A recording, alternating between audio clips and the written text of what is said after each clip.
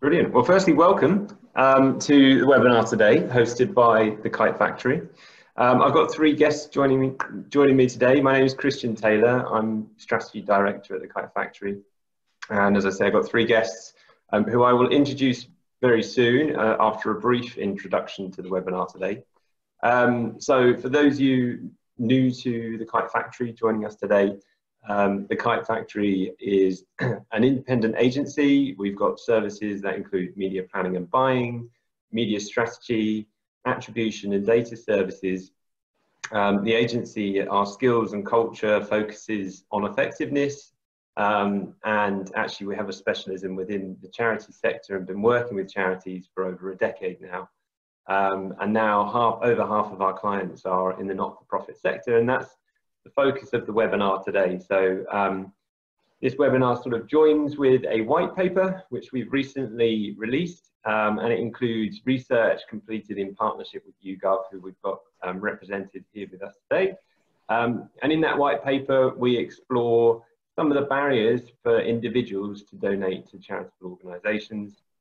Hopefully some of you have had a chance to read it and found it useful, or at least interesting enough to join us today. So as I say, my name's Christian Taylor. I was actually the lead on the research, but the research itself has been sort of a number of months, many months of conversations, both internal, external, and sort of a culmination of those conversations over time in combination with that research.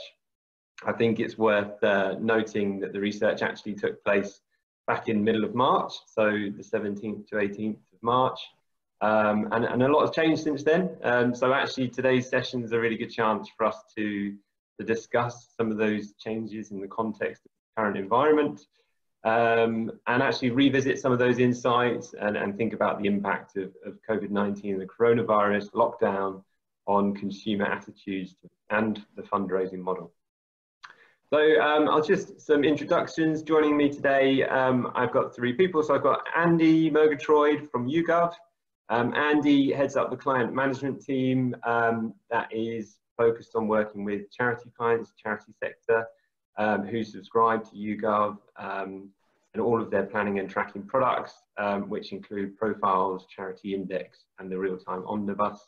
We use all three of those tools in the research today, and we work really closely with him and his team. So thanks to Andy. I've also got Daniel Flusky joining me from the Institute of Fundraising. He is Head of Policy and External Affairs, and Daniel leads the Institute's policy development and research work, keeps up to date with member priorities, and promotes innovation in fundraising, working with key stakeholders. So he's going to help talk today about the changing model of fundraising, and actually some of the insights that we pulled out in the white paper. And we have Caroline Dolan. So Caroline works alongside me at the Kite Factory. Caroline is Head of Business Management for the Kite Factory, and she leads on all of our charity clients. She's been with us for around 7 years now, and has lots of experience implementing new and innovative fundraising models for charity clients. So we're going to talk to her about actually implementing a new fundraising model. So apologies guys, I'm going to keep talking for a little bit longer. So the agenda for the session today, I'm just going to take 10 minutes to summarize the key takeaways from the white paper, and I'll do that with a few slides. And then we're going to have some individual discussions with the people here today. So I'll talk to Andy about changing consumer attitudes. I'll talk to Dan about how the fundraising models are changing and what we think is going to happen in the future, given the new context. And then I'll talk to Caroline about actually some of the challenges to implementing those fundraising models as well. So without further ado, if you bear with me for just 2 seconds, I'm going to share my screen.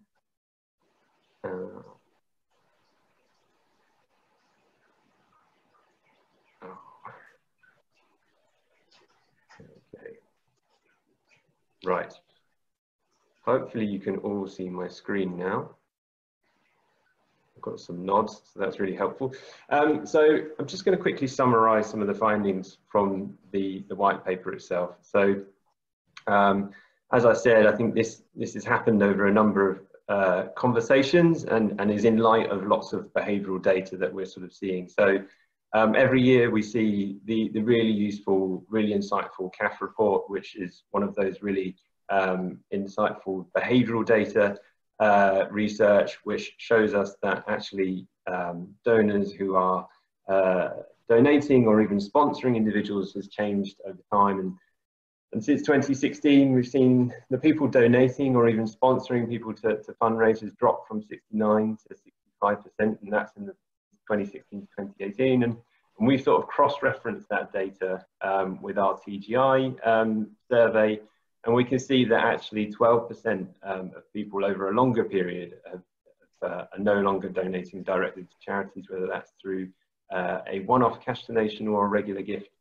So that behavioural data really sort of needs unpicking in terms of attitudes and what's happened over time. I think there's a couple of things that correlate quite well with that drop. There's actually some data from the Institute of Fundraising which shows that the number of sign-ups from face-to-face fundraising has dropped by 62% from its peak back in that financial year 14-15 down to 18-19. So a huge drop-off in sign-ups from a really reliable source. And similarly, we've used our tools to track the percentage of spend on channels for charities in the market. And actually what we've seen, that direct mail used to form 58% of all charity spend back in 2015. And in 2019, it almost halved, or halved 29% of spend. And that's been replaced mainly by TV and digital. But actually, there's been sort of a lower spend in the total market in total. So there's some real shifts in the market that have happened over time. And it's a good chance to kind of take stock, readjust and sort of understand this from the consumer perspective and what's happened. So that's exactly what we did with the research, and we formed 5 hypotheses for us to prove or disprove through the research. And I think we certainly had enough data to say that they exist in varying extents and do exist for different audiences as well. But really what they do is create a bit of a consumer perspective and perhaps 5 barriers that we can start to think about as fundraisers, as media planners and buyers, in how we sort of change and shift our fundraising models to address these barriers. So I'll just walk through these very quickly. The first one, charities fundraising persistent and intrusive, I think potentially the most off-putting factor, and I think it's a really obvious one for people to agree with. 65% said that fundraising being too persistent or intrusive would put them off. But actually, if you kind of dig into that and ask people how often they feel like they are sort of asked in aggressive or inappropriate ways, 42%, nearly over 2 in 5 people said that they felt like they were asked in inappropriate ways at least once a month. So we kind of coined the term channel burnout. And as we see more people shift from certain channels into others, like more advertising moving into TV, moving into social media, it's possible that we're going to see a similar pattern in these.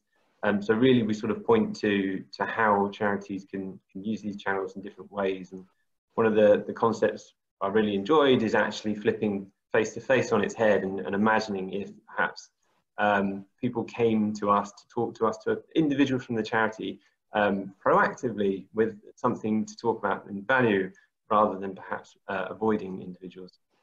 So that's the first one we sort of thought about. The next one is proximity to cause, which I think is almost a prerequisite. We found nearly everyone said, I support charities when I feel close to them. And obviously there's certain triggers that create closeness. And it's easier for some charities than others. Medical and health, for example, it's much easier to create closeness through sort of life events. And actually, some other charities need to use communications to create that closeness as well. What's quite interesting is that just 12% of 45 to 54-year-olds really agreed with the statement I support charities that I know a lot about. And you could say, you could argue two ways and kind of say, I don't need to make people know a lot about my charity to donate in that case. But the counter to that is, what if we made people know a lot about the charities that they know? What does that do for our lifetime value and those sorts of things as well? Hope and progress, we also sort of factors as another barrier and sort of identified. I think this one almost sits under that element of trust. So actually, if you trust someone to spend the money, it doesn't really matter. But actually, we've also seen from the CAF report that trusted charities have been declining as well. So we sort of pointed to the idea that communicating hope and progress, not just to your existing supporters, but to more people, should be a valuable part of a new fundraising model. Then finally, we talked about value exchange, and this is not necessarily, and perhaps you wouldn't hear someone say this consciously, but perhaps subconsciously. The idea of value exchange, and interestingly, that 12% drop we saw in TGI, the large majority of those people who've stopped donating over the last few years are from lower income households. So there's certainly some choices being made about where they're spending the money, whether it's with charities or there are other alternatives. But actually, I think it covers a wider thing, and we can create value in many different ways for our consumers. And then finally, the act of giving is difficult. This one, I think, is perhaps the barrier we focused on the most as fundraisers, and the easiest one to adapt to, even if we consider the concept of regular giving was simply chunking up a large donation, a one-off donation, and that lowered the barriers in itself.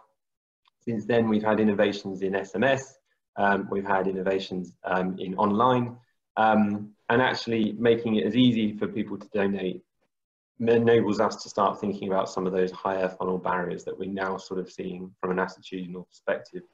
And so hopefully those 5 things give us some ways to start to frame what a fundraising program also needs to address. And I think it's worth saying that most charities do recognize that this needs to change. And in the white paper, we introduced the concept of an engagement framework, which is essentially a new model which focuses on the customer, uses multiple channels over just one, and changes that message and to achieve different objectives, as well as measuring things over a longer period of time rather than just short term. So we've worked with a number of organizations, and they are all at different periods, and they've all got tailored engagement framework styles of elements in place. And some are sort of many years in, have changed processes and have adapted to organizational structures. Others have got the whole organization bought in and are still testing and learning, and some are just starting on that journey. But what's really important is we're starting to see this model work, and we're starting to see the progress there. So just for context, the concept of engagement framework, which we introduced, what we mean by that is a centralized communication framework, and we use it for both planning and measurement. It's a tool that essentially enables us to benchmark our barriers. So for example, it could be with the YouGov data, which we'll come on to in a moment. It enables us to break down silos. I think that's quite often a challenge, and I'll talk to Caroline about some of those challenges that we face when implementing a new strategy. And also measures both short and long-term effectiveness, and kind of moves us away from that sugar rush of the face-to-face and real direct marketing tactics, which see a really sort of cost-efficient high spike in new supporters, perhaps not such a long lifetime value. So I shall leave that there, and hopefully you can read a bit more detail in the white paper if you have not already accessed it. I will stop sharing my screen and come back to everyone here. So thank you for bearing with me just for that moment. So I shall take some time to talk to my guests. So firstly, I think it's quite clear that the white paper focuses on consumer attitudes, and we partnered with YouGov and the guys there, and all of the tools that they have available to kind of use that consumer insight. And particularly useful was Charity Index, as I mentioned. And actually, since March, the need for consumer insights probably grown exponentially, not just for commercial organisations, but for charities as well. So Andy, just wanted to talk to you briefly about consumer insight and how that's sort of changed over time. Firstly, how many charities are currently tracked on the Charity Index at the moment with you guys? Yeah, so we work with a mix of charities directly, as in the brands themselves, but also with a large number of agencies such as yourself. Charity Index has 70 track brands within the tool itself, around about 50% of which we work with as subscribers, but we also have many more clients who work in the charity sector via our custom and looking to do ad hoc research as and when. Charity Index questions are asked daily to measure metrics over time, and the 16 metrics range from brand health, media and donation funnel metrics such as belief in cause, buzz, current customer. I think now more than ever, charities we work with are getting the real benefit of that daily collected data at their fingertips. And I think even more so, as all eyes internally will be focused on how charity brands are performing and how campaigns are landing as we come out of lockdown. Looking to identify those peaks in ad awareness or consideration, who's driving this, the audience, demographics, but also to monitor, importantly, what other charities are doing in your sector is invaluable. And I think the way the data is also available with Profiles, which is our audience understanding and planning tool, really helps clients plan their way out of where we are right now and can offer a granular view of different audiences, something that's quite key from the white paper. There's around 290,000 variables, 300,000 panelists. The ability to be able to break down that audience by how they react to COVID-19, what financial position they're in, how best to target them. So I think there's a combination of the tools that we have and can offer that charities are benefiting now and will continue to do so. Mm-hmm. Definitely, as I said, the brand index, Charity Index, is particularly useful for the engagement framework, for benchmarking, understanding where you are versus a competitor set. That's particularly useful. And you touched on consumer insight since lockdown. How has that sort of demand for consumer insight changed since March? Yeah, well, I mean, insight is always crucial, but I think understanding what people think now even more so in terms of understanding people's views to coronavirus, but also with understanding then how to react and what to be worried about also. I think we found, certainly from our side, initial demand from clients was around generally how people were viewing the coronavirus. I think it took around a week or two as charities kind of took stock, worked out, internally how they're going to handle it. Things like, tough process of closing down charity shops, putting people on furlough. Once that process had kind of started or was underway, we started to see a lot more requests around trying to understand more insight around people's job security, coming to us around trying to understand issues around direct debit subscriptions. I mean, a lot of feedback we had from clients was that initially, quite a few of them started to drop off, but then it kind of plateaued. So it's important to have that kind of instant data and be able to keep an idea on consideration levels. Also, willingness to donate being a large part of that. As I say, we also noticed we started to work with quite a few under-resourced teams. I'm sure that rings a bell with a lot of people on the call now, and often had senior contacts that were trying to plug that insight gap themselves. So, from our side, we did our best to try and help, not only in terms of getting the maximum out of tools, but also we have a COVID tracker, elements of which are free on our website. Lastly, there's been a big increase in demand for fast turnaround creative concept testing, as charities have to react very quickly to a fast moving environment and to be able to get emergency campaigns out, but also looking to make these insight led decisions rather than purely based off kind of gut feeling. And also a positive impact for some charities in more fortunate positions have been able to kind of take stock of where they're at and how they're currently doing things, and actually be able to understand audiences in more detail, and potentially also looking at other products, trying to plug that fundraising gap. I know a hot topic we've seen at the moment, which has been around for a while, but has become even more so now, is around kind of gaming for good, gameathons, that kind of area. And I think UNICEF's partnership with Formula E is a good example of this. And I think past lockdown, that I think we'll see that continue to grow.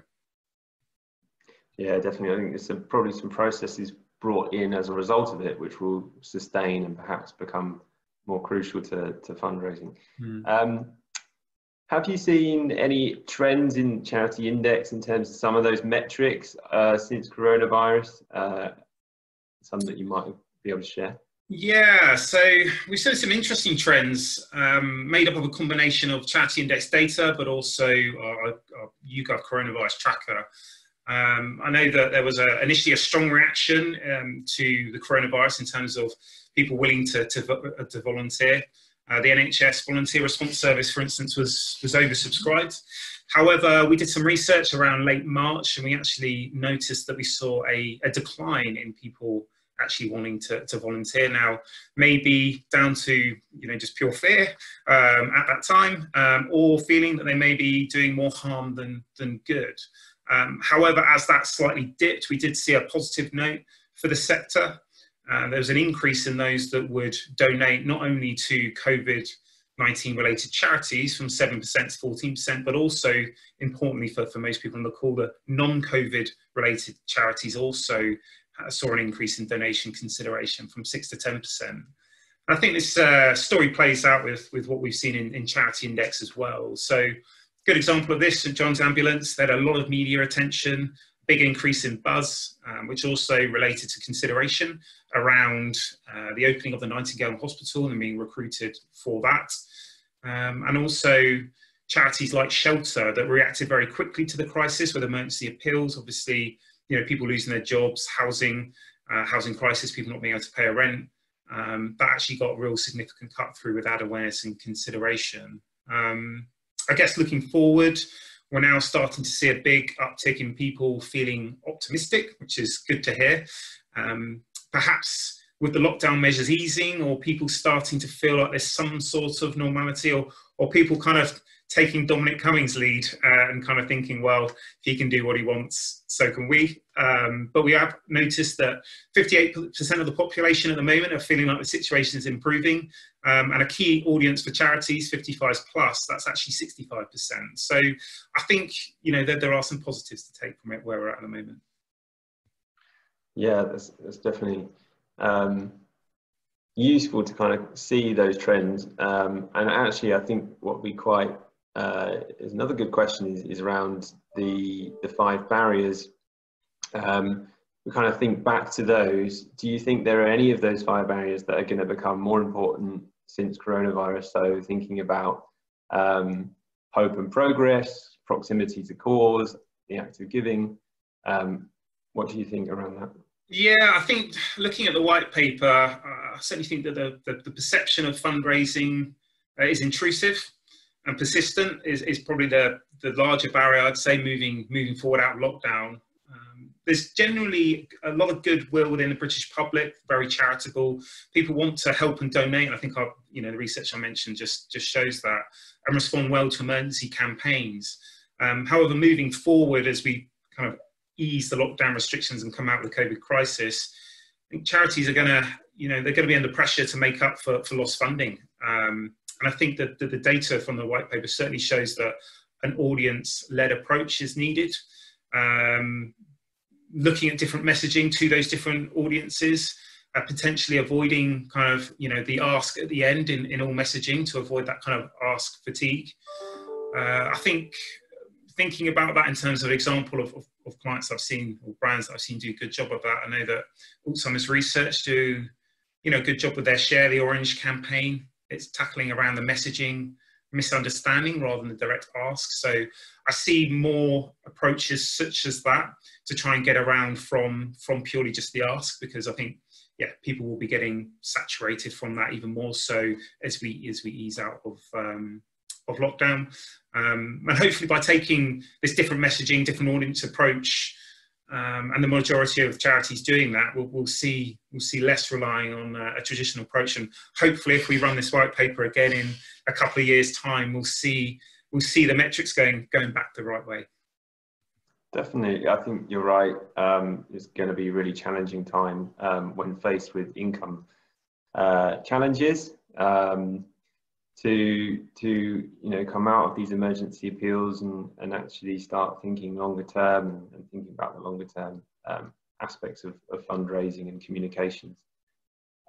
Thanks, Andy. Sorry, I forgot to mention at the beginning, we'll do a Q&A at the end. So if you've got any questions for Andy around that, or as we go through the next two conversations, please drop them in, and we'll take 15 minutes at the end to answer those between us. So thinking about the concept in the white paper, we introduced the idea of a new fundraising model and the concept that we need a paradigm shift, something different from where we are now. And we introduced the concept of an engagement framework. But I think that conversation has been ongoing for a long time. And part of that conversation, Daniel from the Institute of Fundraising, as the sort of head of policy there, has been central to that conversation and thinking about new ways and innovating in terms of fundraising. Again, it's useful to kind of think about what's happened since March, and actually the fact that fundraising has changed. Shops are closed, the face-to-face fundraising stopped, events are cancelled. We've been forced to change our fundraising practices already, and perhaps there might be some persistent long-term effects on the fundraising model itself. So Daniel, thanks for joining us today. Really appreciate your thoughts on the implications on fundraising both now and in the future. Yeah, thank you, and thanks for the invitation to join you. And it's really interesting to hear both what's in the findings in the paper, and then Andy talking through there from YouGov about what they're seeing. And I think, yeah, this is to a certain extent some of the stuff that's in the newspaper is some will be new to some people. I guess what we have to understand that across the charity sector, fundraising isn't all in the same place. There is a spectrum of different activity that charities are, because of their size, their cause, the work they do. They will have very different approaches to fundraising, and it's quite hard to just get a kind of uniform approach. In the same way, Andy will completely know the public is not a unified group, and people will always have different opinions and respond differently.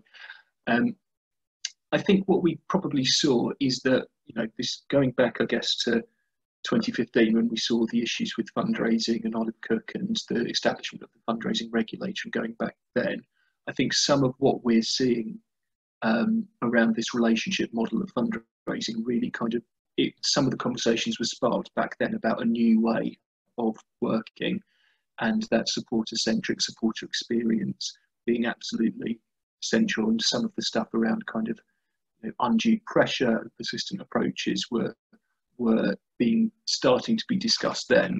But as people know, of course,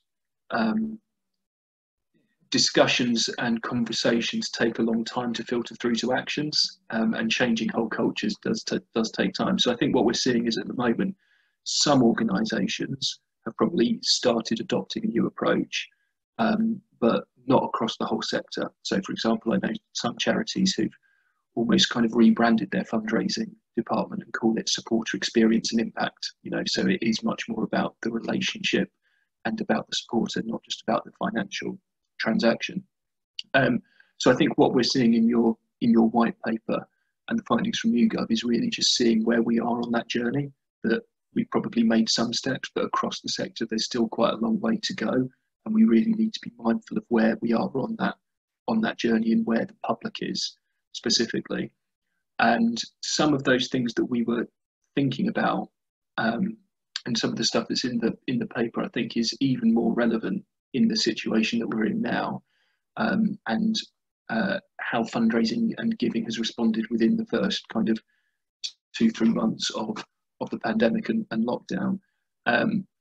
it's really interesting. You know, some of the things which maybe were deemed more intrusive forms of fundraising have actually been the ones that have performed the best in the past 2 or 3 weeks. So telephone fundraising, I'm hearing from individual charities and from agencies that they're having some of the best conversations and some of the best responses from people in the first 2 months, 3 months of lockdown. And actually more people calling the charity as well in response to fundraising appeals and communications. And obviously that is a very specific time because of people being at home, maybe not having people to talk to normally and valuing a conversation and having more time and opportunity. So I don't know if we can rely on, saying, well, telephone fundraising is going to be the new normal forever. But it's really interesting that in different times, people will respond differently and in the same way. People have been responding to direct mail and looking forward to getting something through the post, a newsletter or homeschooling activities from a charity and all of that kind of thing. Just because, if we're at home, having those moments where we get something new is special to people and they're responding to it. And I think that's really the heart of what we are talking about when we talk about proper donor supporter-centric experience, which is based on a relationship, not just on a transaction, because it is about understanding what that person may be thinking and feeling at the time when they receive that bit of fundraising communication. So we need to always be responsive to where the individual is going to be and what they're experiencing. And I think that's really interesting for now, because obviously we're looking at the moment, we've had quite an initial tactical response, which is how do we talk to people within lockdown?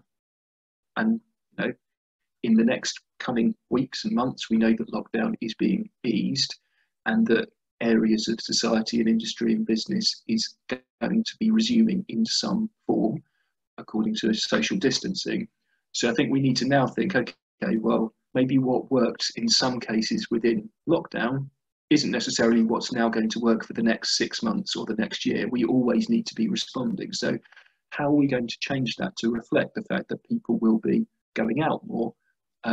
We've been working at the moment on guidance, for example, on face-to-face fundraising. And how does that happen in a socially, distant world where we have to be abiding by government advice on how far apart you can be and appropriate sanitation methods and so on. So the key thing, I think, around this is that if we're going to embed a supporter experience relationship as the fundamental building block, it's not just something we can do once. It always has to be done. It always needs to be responding. We have to be always seeking feedback from supporters. We have to be seeing the information that YouGov and others are telling us about how the public are feeling.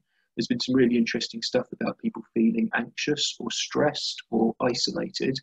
So that means actually, well, let's make sure we refer to that in our fundraising. And actually fundraising can say, we know that you might be home and that you might be feeling isolated. So go online. We've got a community of activists and volunteers that you can engage with.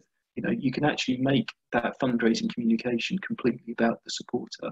But you can only do that if you have an insight into what the supporters are feeling, which is why we always need to be having information like what's in this white paper and beyond, so that we can always be iterating and changing it. And that's what excellent fundraising is. It isn't just having one idea once, which you then use forever. It's about responding, it's about changing, it's about embedding that supporter experience as we move forward.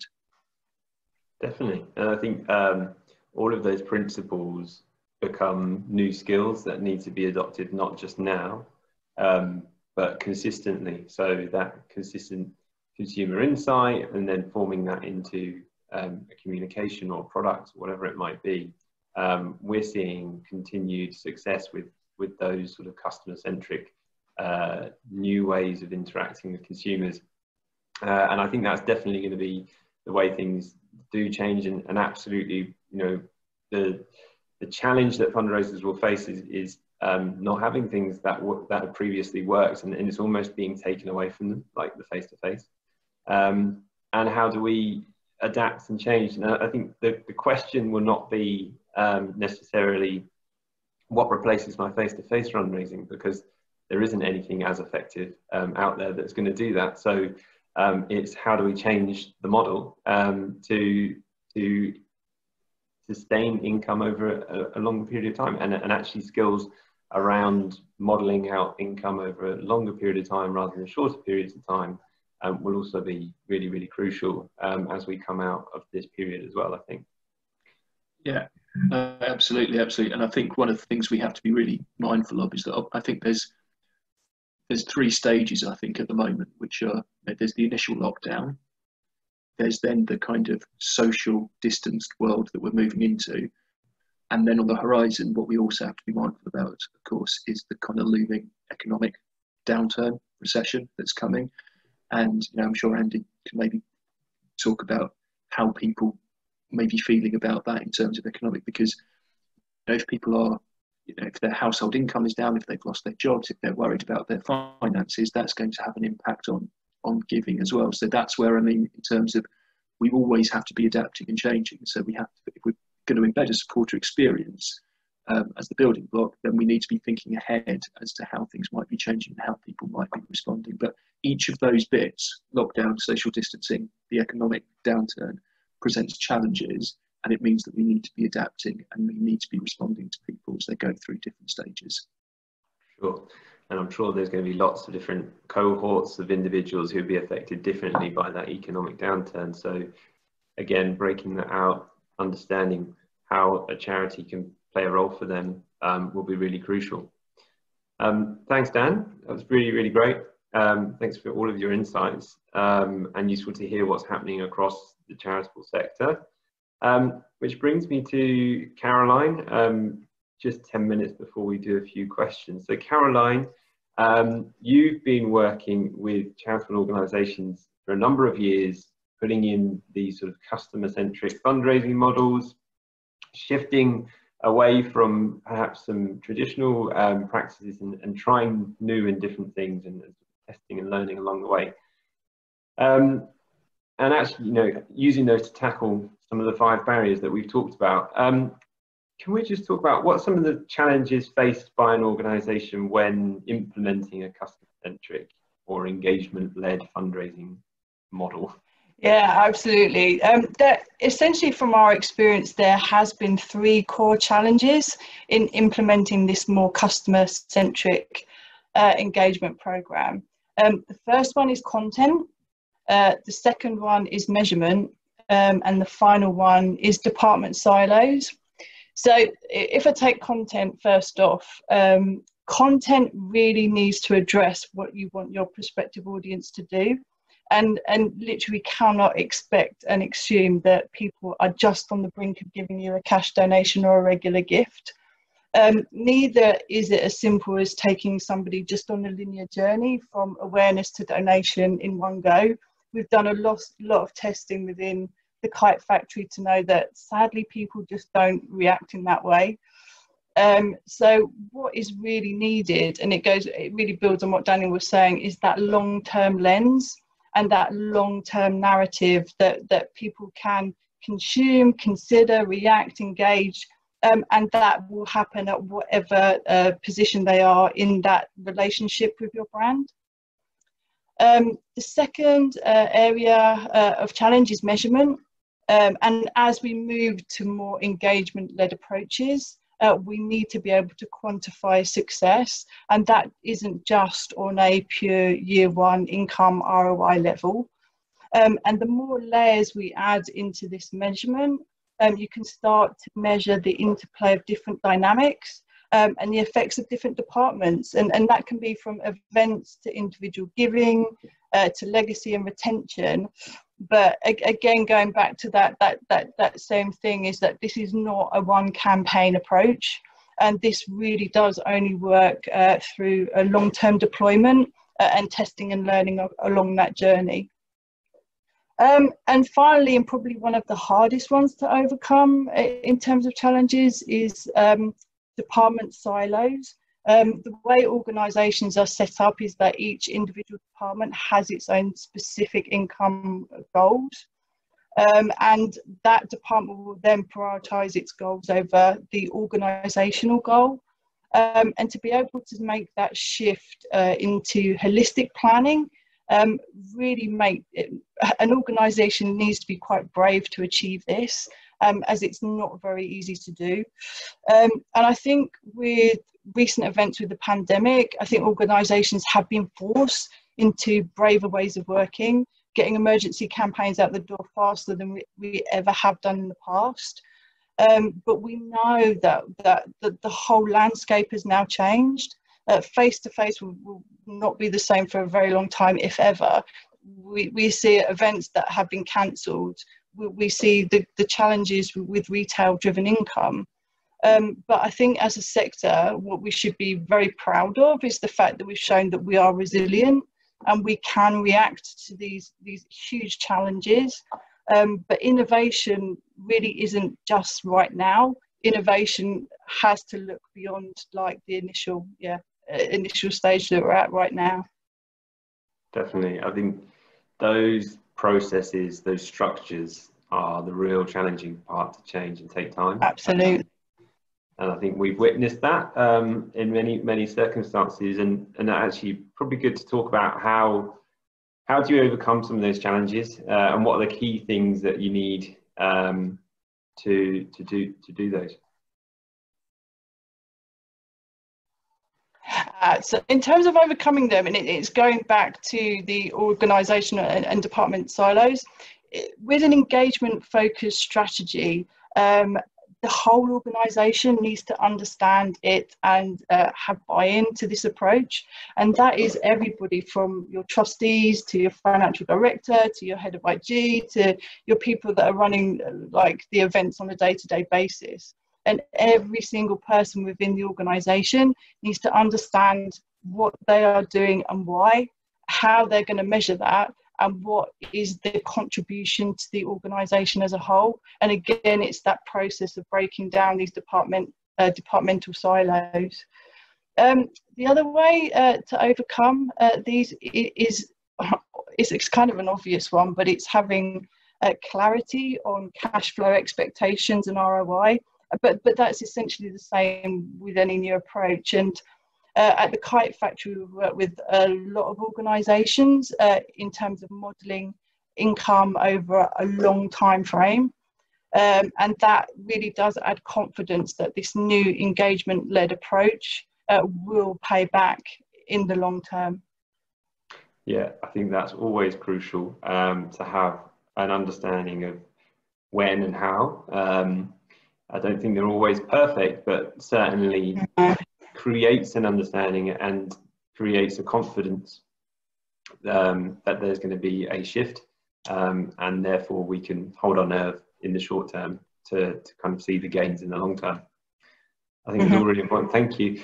So just before we go into some questions, in the white paper we talked about some of the things that we've learned along the way.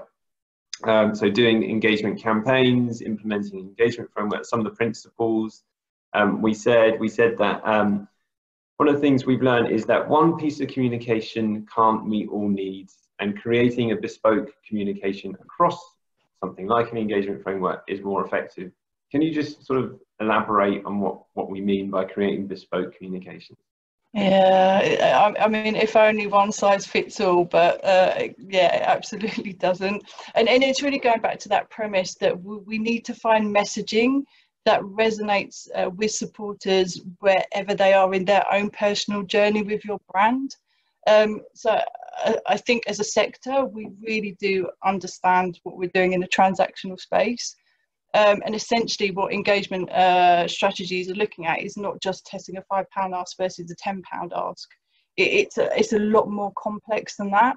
And for us to grow, we really need to understand how we can best communicate these more complex issues. And this could be understanding or something incredibly complex like demonstrating progress. And I would argue that our new wave of supporters that are coming through, they're demanding transparency. They're more cynical than we've ever seen before, and they are less loyal. So for us to drive that understanding or demonstrate progress is really crucial for growth. And I think probably or a good example of this is WaterAid's Untapped campaign. And this particular campaign followed a community in Tumble-One in Sierra Leone and the community's journey in getting clean, safe water. And a really important part of this campaign was understanding and breaking down those barriers of them and us. When you think the community is so far away, what is the relevance to people in the UK? And through deployment of a huge array of media channels, but also including very immersive digital experiences. This included chatbot tours of the village. We had 360 video of the water hole. We had village nickname generators. We had how-to craft videos. It was really, really engaging content. And it really brought two very different worlds together. For this particular campaign, what made it very unique was 75% of everything we did not have a direct income ask on it. But the campaign as a whole was one of the most successful that we ever ran, and generated nearly £9 million worth of income. So I think that's a really good example of doing this new engagement-led approach. That's great, exactly. Taking those barriers, creating a bespoke piece of communication to actually break that down, and having the confidence to deliver that and reach a new audience. Brilliant. The last point we said is that we also found that people like to talk about themselves, and it's not all about the organisation. It's quite easy for us to talk about what's important to the charity. I think the perfect way of visualising this is thinking of a Venn diagram. On one side is what's interesting to a consumer, and on the other side is what's interesting to the organisation. And actually, there's a sweet spot overlap between those two things. Can you just talk about perhaps some examples of what we mean by people like to talk about themselves? Yeah, I mean, that sweet spot is the magic place of it, and it's about finding what that sweet spot of that two-way dialogue is. It's not an easy thing to find. So first off, I think not only do people like to talk about themselves, the one thing that we found is that, oh my God, people love to talk about their animals. And one engagement-led campaign that springs to mind was Guide Dogs, Great British Dog Survey. And the amount of content that this generated was incredible. People loved sharing the dog's name, the size, the breed, the shape, the quirks. But what this two-way dialogue enabled us to have was a really rich understanding of prospective supporters. And this was done in a really fun and engaging way. So that is just one example. And I guess another example, going back to WaterAid again, was To Be a Girl. And this particular campaign highlighted the difficulties faced by loads of women and girls around the world during their monthly menstrual cycle. Again, it was kind of a taboo subject that was tackled, and the challenges that they have by not having safe water and facilities. So what we did to drive that two-way dialogue was set up a microsite. And within that microsite, we encouraged an audience that we hadn't really gone to before, a young female, time-poor, very mobile-focused audience. And we asked a really simple question, and that was like the first bridge in building that two-way dialogue. A really simple question, what did you want to be when you were a girl? And that just started the conversation. And then from that conversation, we were then able to ask people to share pictures, images of their own experience of being a girl. And essentially, once we had driven that relevancy, because that is the key, driving relevancy. Once you're relevant, then you kind of have the door open to ask for income and donations. Until that you've got over that barrier, I think it's a lot more challenging. So I think, again, it's a really good example of a successful campaign that really broke down barriers and started that two-way dialogue. Great. Yeah, think some really great examples there. So thanks for bringing that to life. There's a few more points in the white paper that we've sort of learned along the way, and obviously if you'd like to hear more, do reach out to us. So that leaves us with 9 minutes just to answer a few questions. So I've got a few in the panel here which I'm going to read out. There's one specifically for Dan, and it says, you talked about the 3 stages of lockdown. Apart from important considerations of safety and well-being, what is the most important change or consideration you think fundraisers will need to take in stage 2 as we move into the social distance world? Okay, so I guess the first thing, well, I think there's a couple of things there. So one thing is, what kind of activity, fundraising activity, can resume in, within social distancing? So I talked a little bit about face-to-face, and could you do that with a 2-meter kind of barrier almost around the fundraiser, and you don't have to sign something? You can you can sign up through an iPad with sanitizers and all of that kind of thing. So I think there's an element of what can we do that goes in line with government guidance. And I think we also need to be mindful that government guidance and advice and social distancing is probably likely to change over time.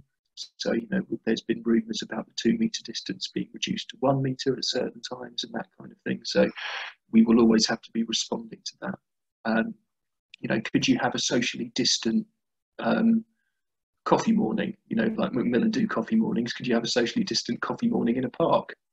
If gatherings of, can go up to 20 people at some point, then could you do that? So I think those are the things we're going to have to be thinking about. And obviously the key thing is, can we do it safely and responsibly? And we're actually working with the fundraising regulator at the moment on some joint guidance to help different areas of fundraising think about what it might mean for them.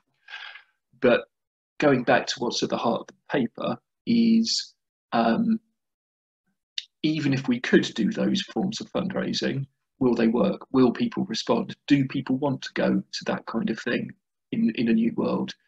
And that's the bit that we don't know, to be honest. And I think what we will probably see is quite a lot of testing, trying things, dipping a toe in the water, then coming back out and changing your plans. I think what we probably will be doing for the next 6 months in that stage 2 is lots of trial, lots of trying things. Let's be creative. Let's see what works.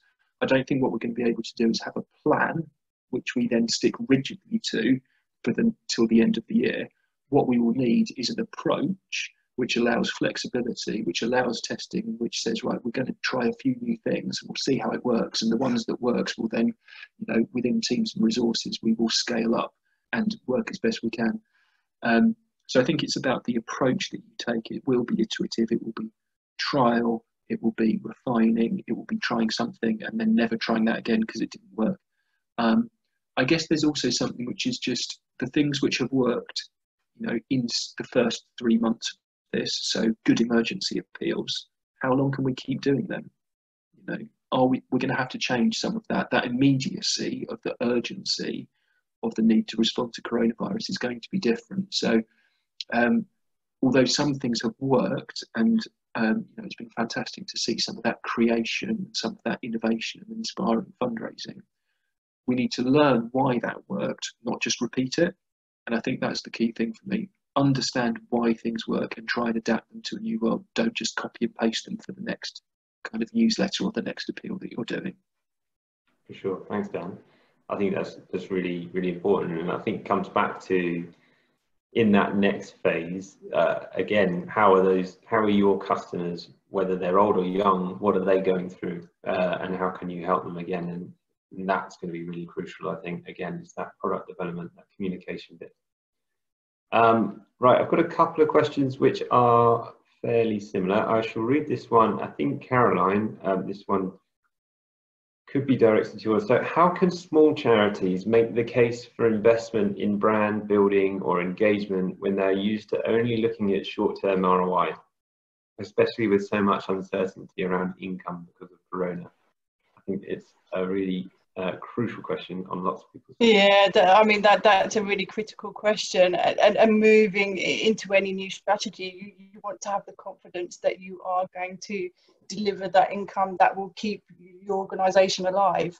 I think going back to what we were saying about measurement is really, really critical. And again, having that long-term modelling approach that will give people the faith that by taking a different lens, that you will drive long-term income as well as short-term income. And it's finding that balance between the two, I would argue. But I would always go back to modelling as the first step in that journey. Definitely. I think benchmark data is crucial, understanding where you are in terms of the marketplace, and taking that perspective and building those models to see what long-term impact is going to be. Yeah, Caroline. Right, and I think we've got 4 minutes, so I'm going to ask one more question, and I think we'll start with Dan, if that's okay. So where a charity is okay financially today, but next year will see financial impact, how can we best encourage or challenge our fundraisers to change faster and more innovatively when they perhaps don't feel as much pressure as some other colleagues? That's a tricky one. I had a similar conversation with somebody yesterday, actually, who their organisation ran an emergency appeal. And actually the emergency appeal did better than they expected it to do. And they kind of were concerned because now the trustees thought that it was job done. And they did, it was fine now because they've done that really successful appeal. I guess strategy and scenario planning for next year is going to be really key. So I think understanding and thinking about that economic situation and how that's going to play out next year, we really need to think about, because you might be fine now, you might be ticking along, but when the downturn hits, and it could be a very different situation. So I think you really need to be planning those scenarios and thinking about what that might mean for your organisation. I mean, in one sense, if you're doing okay now, you are one of the lucky ones, because there's lots that aren't doing okay now. So I wouldn't say, you have to fundamentally change everything, but I think what you want to do is not just assume that because you're okay now, you're going to be okay in the future. So planning those scenarios and working them through. And if you are okay, do an exercise where you say, right, well, what's our most profitable fundraising method activity? Now let's presume that's taken out. How would we respond? How would we be creative? What would we do to replace that? And just thinking those things through will help spark ideas of what you need to do in the future. But I think trying to not rest on those laurels, if you like, and be active I don't think we want to necessarily be scaring people and really putting pressure on to say, well, look, we have to change everything for the sake of change. That isn't right. But what we do need to be thinking about is actually the situation that we're in now at the beginning of June 2020. We're going to be in a different situation in December and in March next year. So let's think about what that is and let's plan ahead for that. I think we also need to be mindful of not just the fundraising element in terms of activity and channels, but also the ways of working. Will we still be working at home and digitally, and our teams, what will those people side look like? Have we got the right skills that we're going to need through the rest of the year? Where do we need to invest to be able to keep up? So I think there's a lot of stuff there to think about, but yeah, scenario planning, and trying to kind of, not scare people, not unduly put pressure on people, but get people to really think critically about how they're going to be okay for next year. But all of that also will be dependent on your charity's overall strategy, because your fundraising strategy has to go alongside what your plans are for your services, for your development, for your beneficiaries. So make sure you've got that bit right first, because that should drive the fundraising bit. So I guess there's a number of things there, but yeah, a really good discussion at trustee level about what the future is, how will you respond, I think should be on the agenda for the next trustee meetings for every organisation. Definitely, and I think there's lots of market data now it's all going to change, and as we see that data come out, it's going to be really crucial to show that impact. Right, so that gets us to 1 o'clock, so I'm going to have to leave any other questions, I'm afraid, but we'll follow up this with the recording, and we'll also, if you'd like to have any further questions, I'm sure we can contact the individuals on the call today. So thank you everyone for your attendance. Thank you to all three of you for joining me today. I really appreciate it. And I'm sure we'll speak to you all very soon. Cool. Thanks a lot. Thanks very much. Take care. Bye.